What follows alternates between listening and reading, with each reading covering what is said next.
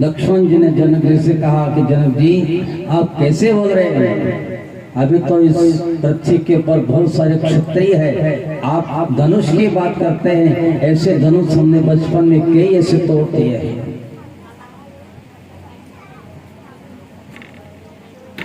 राम जी ने इशारा करके कहा कि राम बड़ों के सामने मर्यादा से रहना चाहिए। राम की बात सुनकर के लक्ष्मण चुप हो जाते हैं। विश्वामित्र जी अपने राम को इशारा करके कहते कि राम जाओ धनुष उठाओ। रामचंद्र जी हाथ जोड़ते हुए सर्वप्रथम अपने गुरु के चरणों में सिर झुकाते हैं, प्रणाम करते हैं और कहते हैं गुरुदेव आशीर्वाद दो, आपके ही आशीर्वाद से कुछ हो सकता है। राम तो सब कुछ कर देते, मगर फिर भी मनुष्य रूप धारण करके आए हैं, तो जगत लीला करते हुए सबको ज्ञान देने के लिए आज विश्वामित्र जी को प्रणाम करते हैं। बोलिए गुरु गोविंद भगवान की जय। विश्वामित्र जी ने आशीर्वाद दिया, राम जी गए तो उसको जैसे ही उठाया, उठाने में ही उसके दो टुकड़े हो गए और उसकी ऐसी ध्वनि इस संसार में व्याप्त हो गई, ये सारी पृथ्वी कंपानुमय ऐसी ध्वनि सुन करके उधर से परशुराम जी हाथ में फरसा लेकर के आ जाते हैं। परशुराम जी फरसा लेकर के आ जाते हैं। जनक जी से पूछते हैं कि इस धनुष को किसने तोड़ा। अब जनक जी ये भी नहीं बता पाए कि ये राम जी ने तोड़ा है। अगर राम जी को बता दे कि ये बैठे हैं ये राम जी है, इन्हें धनुष तोड़ा, तो परशुराम जी राम जी को मार। ये डर जनक जी को था, मेरी बेटी का घर उजड़ जाएगा। जनक जी चुपचाप बैठे। राम जी कहते हैं कि प्रभु आप इतना क्रोध क्यों करते हो, ये छोटा सा धनुष कहीं टूट भी गया तो इसमें कौन सी बड़ी बात है। परशुराम जी एक बार लक्ष्मण जी कहते हैं, एक बार राम जी कहते हैं, धीरे धीरे धीरे कहते नहीं कि दो शक्ति जहां पर एकत्रित होती है, दो शक्ति यों ने परशुराम का क्रोध शांत किया था। राम और लक्ष्मण दो शक्ति लगी परशुराम को शांत करने में, उनका क्रोध नष्ट करने में।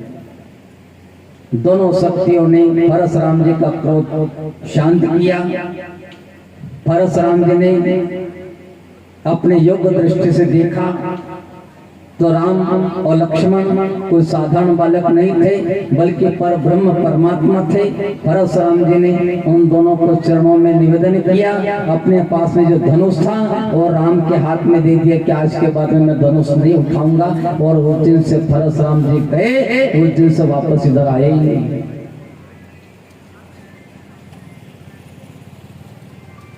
परशुराम जी वहां से चले जाते हैं। अब इधर जनक जी को संतुष्टि हुई कि हे भगवान अब मेरी बेटी का घर बन पाए। विश्वामित्र जी जनक जी से वार्तालाप करते हैं और जनक जी से कहते हैं कि मैंने सुना है कि आपको 4 पुत्रियां हैं। जनक जी कहते कि सभी आपकी ही कृपा है गुरुदेव, आपकी ही 4 पुत्रियां हैं। विश्वामित्र जी कहते कि मैं विचार यह करता हूँ कि इधर दशरथ जी के 4 पुत्र और इधर 4 पुत्रियां आपकी, एक ही घर में विवाह हो जाए तो कितना अच्छा है। गुरुदेव आप जैसे ब्रह्मनिष्ठ सत्पुरुष अगर कोई ज्ञान दे दे तो उसका जीवन धन्य बन जाता है। विश्वामित्र के कहने के अनुसार अयोध्या में लग्न पत्रिका भेजी लग्न पत्रिका लेकर के ब्राह्मण जब अयोध्या प्रवेश करता है, उनका स्वागत हुआ। दशरथ जी को पता मालूम पड़ा कि मेरे बेटों का विवाह होने जा रहा है, और पिता और माता को पता ही नहीं है। पहले ऐसे ऐसे संबंध करने वाले व्यक्ति थे, माता पिता को चिंता पालने की आवश्यकता नहीं थी।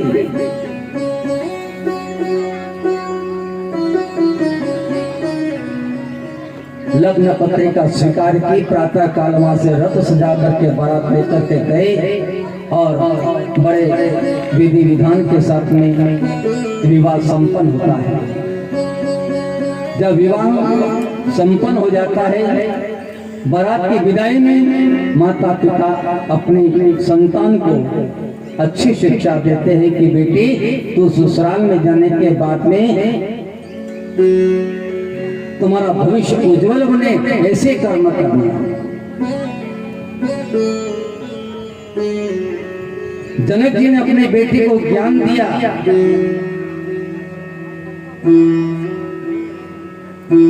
सीता माता की माता ने अपनी बेटी को दुलार लड़ाते हुए, रोते हुए अपनी बेटी से ये शिक्षा दी कि बेटी, अपने ससुराल में अपने सास ससुर पति जो भी परिवार के सदस्य हैं, उनका कहने के मान करके उनके घर के मर्यादा को बचा करके रखना है।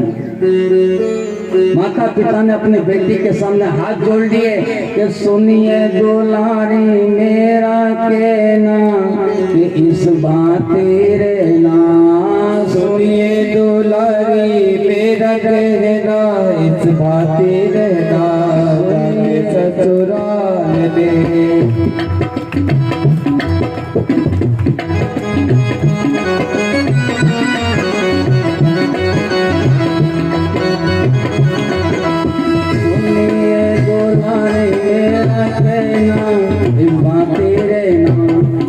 में ससुराल में। सुनिए दुलारी तेरा कहना, इस भांति रहना जाके ससुराल में।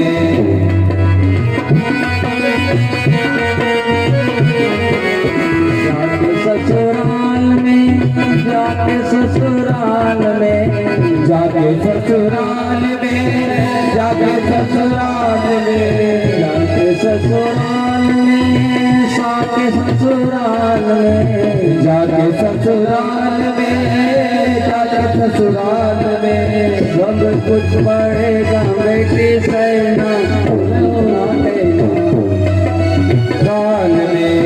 सब कुछ बढ़ेगा बेटी सहना, कुछ ना कहना जाके ससुराल में।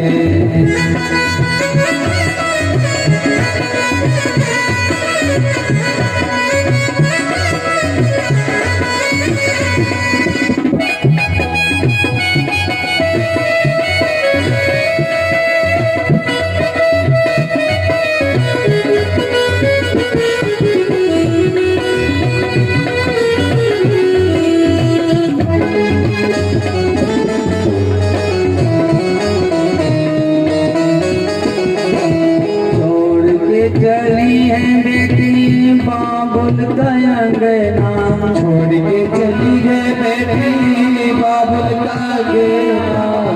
छोड़ के चली है बेटी बाबुल का अंगना, छोड़ के चली है बेटी बाबुल का अंगना। संग की सहेली तेरे जावे कोई संगना, संग की सहेली तेरी जावे कोई संगना। संग की सहेली जावे कोई नहीं संगना, संग की सहेली तोरे जावे कोई संगना। अपने घर की आन बान रखना बेटी स्वाभिमान, अपने घर की आन बान रखना बेटी स्वाभिमान। अपने घर की आन बान रखना बेटी स्वाभिमान, अपने घर की आन बान रखना बेटी स्वाभिमान। बोलना मधुर जैसे मेरा तेरे नाम, बोलना मधुर सबसे कहना, इस भांति रहना।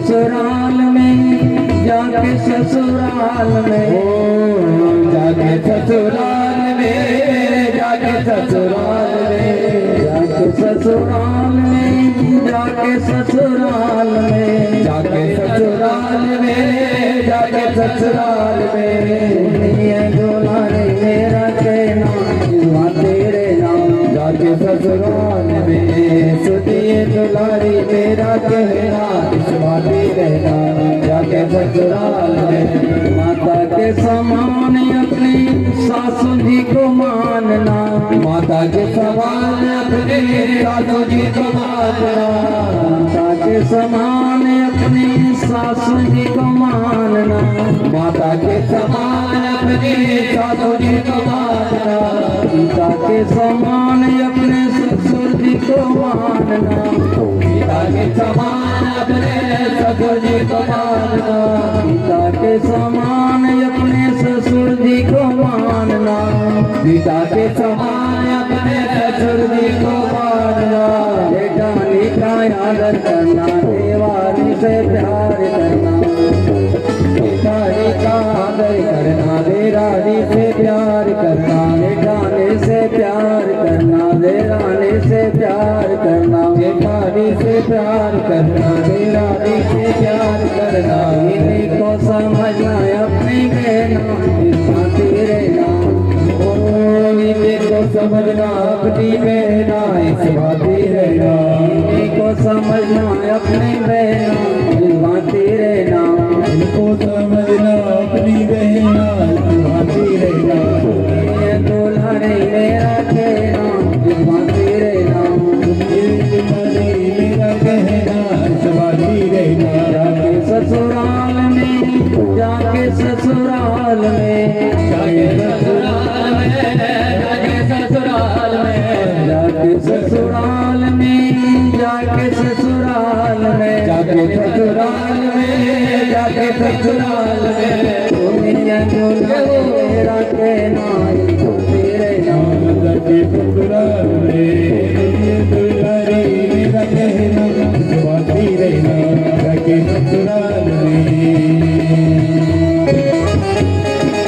कभी कभी सासू तेरे कड़वे बोल बोलेगी कभी कभी सासू तेरे कड़वे बोल बोलेगी कभी कभी सासू तोरे कड़वे बोल बोलेगी कभी कभी सासू तेरे कड़वे बोल बोलेगी मार मार ताने तुझे दिल को भी झूलेगी मार मार ताने तुझे दिल को बिछोलेगी मार मार ताने तुझको दिल को भी झूलेगी मार मार ताने तुझको दिल को बिछोलेगी कुछ मत बोल तू मुँह मत खोलना कुछ मत बोलना तू मुँह मत खोलना कुछ मत बोलना तू मुँह मत खोलना कुछ मत बोलना तू मुँह मत बोलना सुनिए दुलारी मेरा कहना इसका तेरे नाम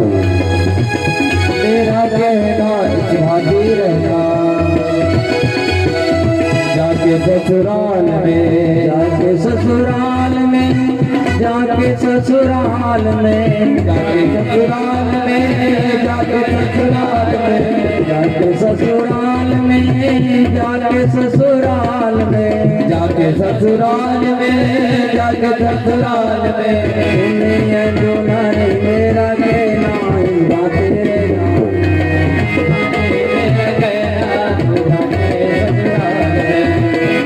गोपाल कृष्ण भगवान की जय। ये माता पिता की शिक्षा है न अबे की शिक्षा कैसी अबे माता पिता की शिक्षा देवा की जरूरत नहीं बेटा थारे वहाँ कैसे रहना थारे याद है कि नहीं बोले हाँ तुम तो यहाँ रहो तो हमारे कहीं जिनो याद नहीं है हमारे सब कुछ याद है कि वहाँ कैसे रहना है। आजकल की छोरियों को कोई से पूछवा की जरूरत नहीं पड़े। महीना 2 महीना बाद में तो कहने थे वो क्या है वहां से कि बेटा ये शिकायत आ रही है तेरी तुम तो कान पे मत ध्यान दो, हमारे जो करना हो सब कर लूंगा, सबके टूटे ठिकाने ले दूंगा।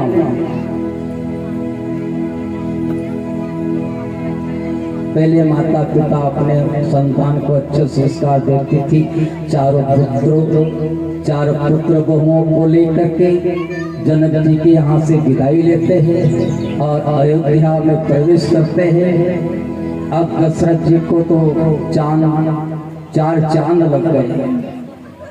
भगवान ने पहले संतान ली थी, संतानें भी दे दी, चार पुत्र बहुएं भी देती थी, मगर दशरथ जी ने बहुओं को बहुत समान नहीं रखा, बल्कि अपनी बेटी के समान रखा। और उन बहुओं ने भी सास और ससुर को माता पिता का दर्जा दिया। दशरथ जी कहते कि हे भगवान, अब तो मेरे घर में शांति आ गई है। हे भगवान, अब तो मुझे किसी बात की चिंता नहीं है। सदगुरु जय जयकार होती, दान पुण्य सब कुछ किया, घर में शांति थी। जब हमारे घर में शांति रहती है ना, तब हमें भगवान का भजन और दान पुण्य ज्यादा कर लेना चाहिए। जब घर में ज्यादा वाद विवाद खड़ा हो जाए नहीं, तो वहां ना तो अपन भगवान का नाम ले सकते और ना कोई दान पुण्य कर सकते। और यदि तुमने कभी कर भी दिया जबरदस्ती, तो यह मन गवा नहीं देता है। जबरदस्ती कर रहे हैं, करना है शांति से करो, संतोष से करो, अच्छे मन से करो। दोनों हाथ से दान पुण्य किया दशरथ जी ने। दशरथ जी ने विचार किया कि यही अवसर है। दोनों हाथ से दान किए और एक दिन दर्पण में अपना मुख देखा तो कान के पास में सफेद बाल दिखाई पड़े। तो दशरथ जी ने विचार किया कि अब तो अपना बुढ़ापा आ गया है, अब ये राजपाट को कब संभालेंगे, अब तो हमें भगवान की भक्ति करने का समय है।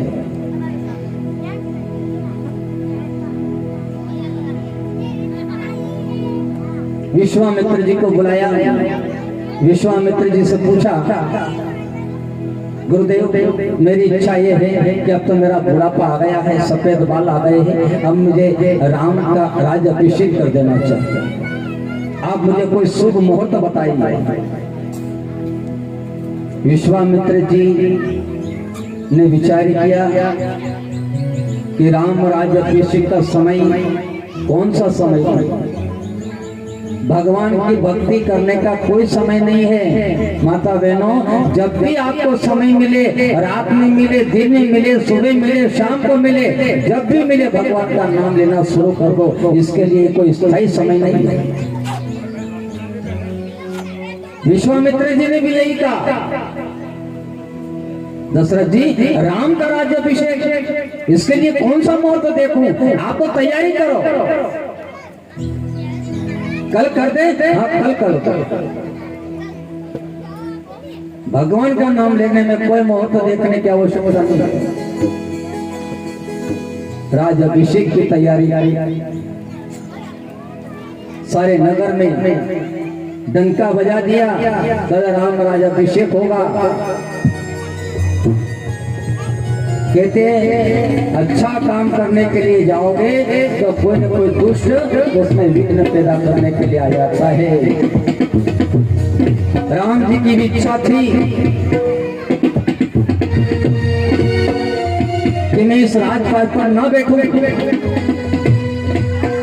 भगवान राम ने सरस्वती जी के पास में गए और सरस्वती से निवेदन किया कि देवी कुछ न कुछ प्रकोप बताइए।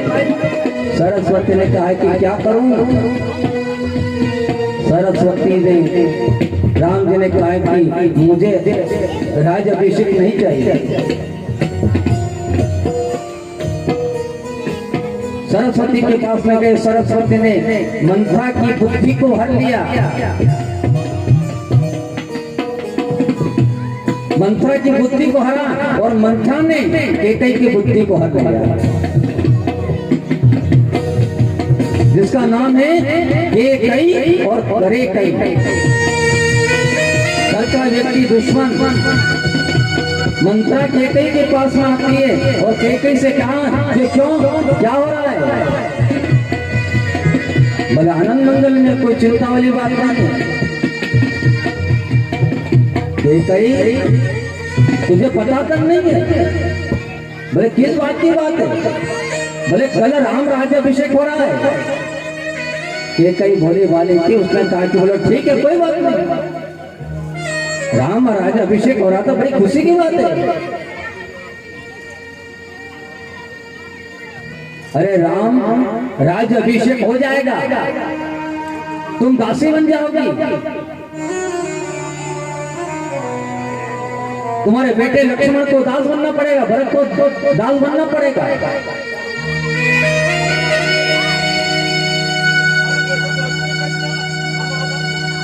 माता बहनों को 100 बात में से एक बात फिट बैठ जाती है, मेरे बेटे को नौकर बनना पड़ेगा, दास बनना पड़ेगा। ये कभी नहीं हो सकता। मंत्रा ने कहा कि ये तभी सफल हो सकता है कि मैं जो कहूं उस रास्ते पर चलो। तो दशरथ जी से आपको 2 वरदान के रूप में, धरोहर के रूप में रखे हुए, वो 2 वरदान में मार लो। सारी पट्टी पड़ा थी। केकई को भवन में चली जाती, काले कपड़े पहन करके बैठ जाती है।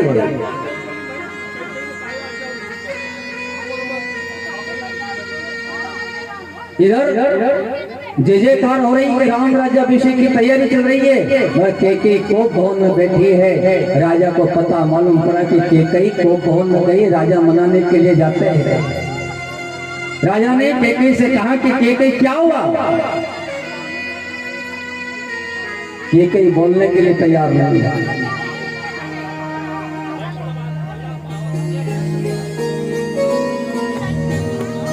आखिर में केकई ने बड़ी बड़ी आंख निकालते हुए पति से कहा, आपको खाली राम की चिंता है, आपको मेरी चिंता नहीं, मेरे बेटे की चिंता नहीं। दशरथ जी ने कहा कि मुझे सबकी चिंता है, तुम क्यों चिंता कर रही हो? केकई ने दशरथ जी को वचनबद्ध कर दिया, अगर आप मेरी बात मानते हो तो मेरी एक शर्त है, तो मैं आपको बताऊं। राम जी के शपथ खिला करके फिर उसने कहा कि राम को 14 वर्ष का वनवास और मेरे बेटे को राज्याभिषेक। इतनी बात सुन करके दशरथ जी को मूर्छा आ गया।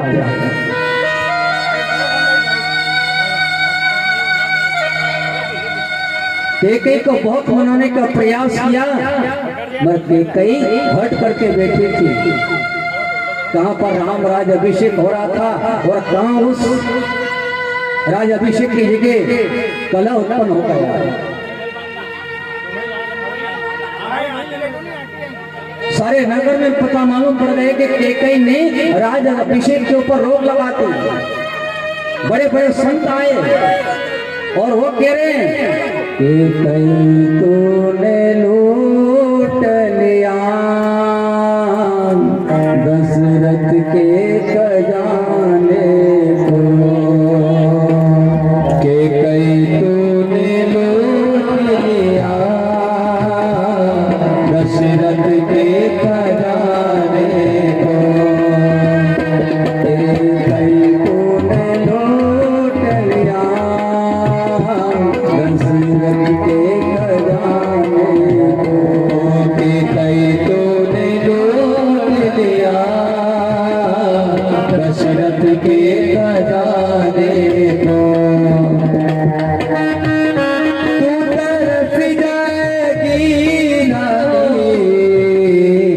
तरस जाएगी आगे अपनी सजाने को, केकई तूने लूट लिया दशरथ के खजाने को।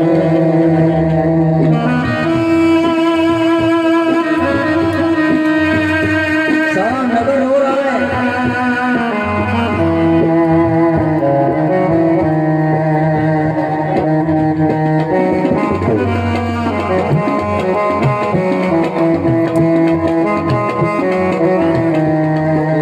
कई तूने लूट लिया दशरथ के खजाने को। कई तूने लूट लिया दशरथ के खजाने को। बाल तरसेंगे मिलिया को, बाल तरसेंगे गजरे को। बाल तरसेंगे मिलिया को, बाल तरसेंगे मिलिया को। बाल तरसेंगे गजरे को। हाथ तरसेंगे कंगन को, हाथ तरसेंगे कंगन को। कई तूने लूट लिया दशरथ के खजाने को। कई तूने लूट लिया दशरथ के खजाने को। तू तरस जाएगी रानी, तू तरस जाएगी रानी। मांगी अपनी सजाने को।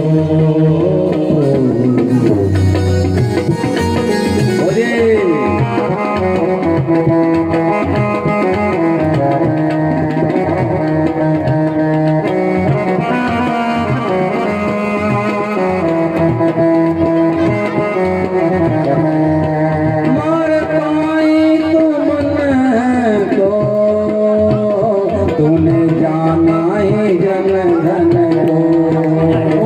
मार पाई न तू मन को, तूने जाना है धन जन को। मार पाई न तू मन को, तूने जाना है जन धन को। रघुकुल के जीवन को राम भेज रहे वन को। रघुकुल के जीवन को राम भेजे तू वन को। राम भेजे तू वन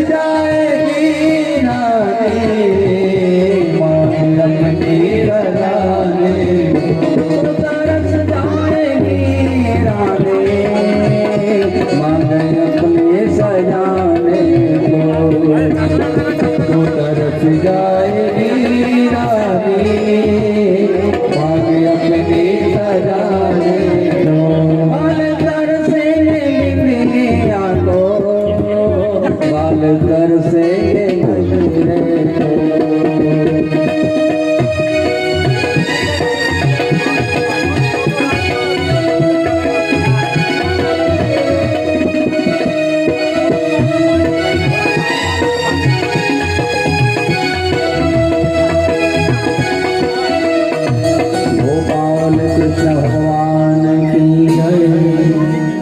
कई को सभी समझा रहे हैं मगर उसने हट पकड़ रखी,